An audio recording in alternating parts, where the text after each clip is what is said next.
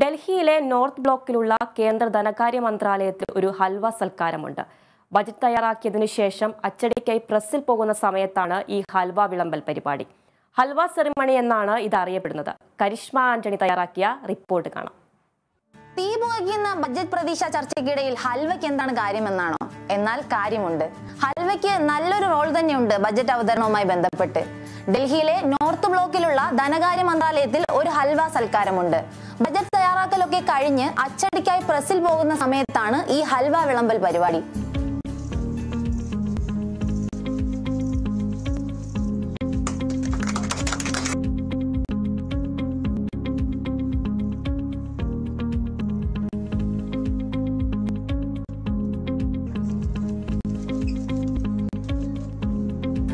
Halwa ceremony എന്ന് തന്നെയാണ് ഇത് അറിയപ്പെടുന്നത്.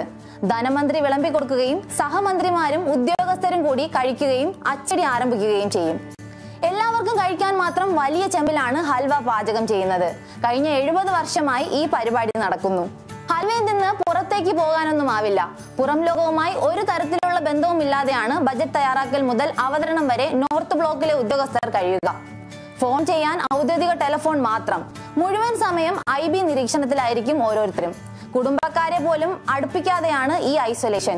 കൊറോണയ്ക്ക് മുമ്പേ അതിലും കഠിനമായ ഐസൊലേഷൻ അനുഭവിക്കുന്നവരാണ് ധനമന്ത്രാലയത്തിലെ ഉദ്യോഗസ്ഥരെന്ന് ചുരുക്കം. ക്വാറന്റൈൻ ഏരിയ എന്നാണ് ഇത് അറിയപ്പെടുന്നത്. 200ഓളം ഉദ്യോഗസ്ഥരാണ് ബജറ്റ് പണികളിൽ വ്യാപൃതരാവുന്നത്. തീറ്റയും കുടിയും എല്ലാം അകത്തു തന്നെ. എന്തിനേറെ ആംബുലൻസ് അടക്കമുള്ള ചികിത്സാ സംവിധാനങ്ങൾ വരെ സജ്ജീകരിച്ചിരിക്കുന്നു. ഗേറ്റിൽ സദാസമയം കാവലിനായി പോലീസും IB ഉദ്യോഗസ്ഥരും ഉണ്ടാകും. വിവരങ്ങൾ ലീക്കായാൽ പോയില്ലേ, അതിനാണ് ഇത്രയും സാഹസം. ബജറ്റ് തയ്യാറാക്കലിൽ ഏർപ്പെട്ടിരിക്കുന്ന ഉദ്യോഗസ്ഥരുടെ ലോക്ക് ഇൻ പ്രക്രിയയ്ക്ക് മുമ്പാണ് കേന്ദ്ര ധനമന്ത്രി നിർമ്മല സീതാരാമന്റെ സാന്നിധ്യത്തിൽ പതിവ് ഹൽവ ചടങ്ങ് നടക്കുന്നത്. ആരോഗ്യ സുരക്ഷാ കാരണങ്ങളാൽ കഴിഞ്ഞ വർഷം ചടങ്ങ് ഒഴിവാക്കിയിരുന്നു. ഈ ചടങ്ങ് പരമ്പരാഗതമായി കേന്ദ്ര ബജറ്റ് തയ്യാറാക്കുന്നതിന്റെ അവസാന ഘട്ടത്തെ അടയാളപ്പെടുത്തുന്നു. ചെമ്പിൽ ഹൽവ ഇളക്കി ധനമന്ത്രി ചടങ്ങ് ആരംഭിക്കും. തുടർന്ന് ദേശീയ തലസ്ഥാന മന്ത്രാലയത്തിന്റെ ആസ്ഥാനത്ത് സഹപ്രവർത്തകർക്ക് വിളമ്പുന്നു.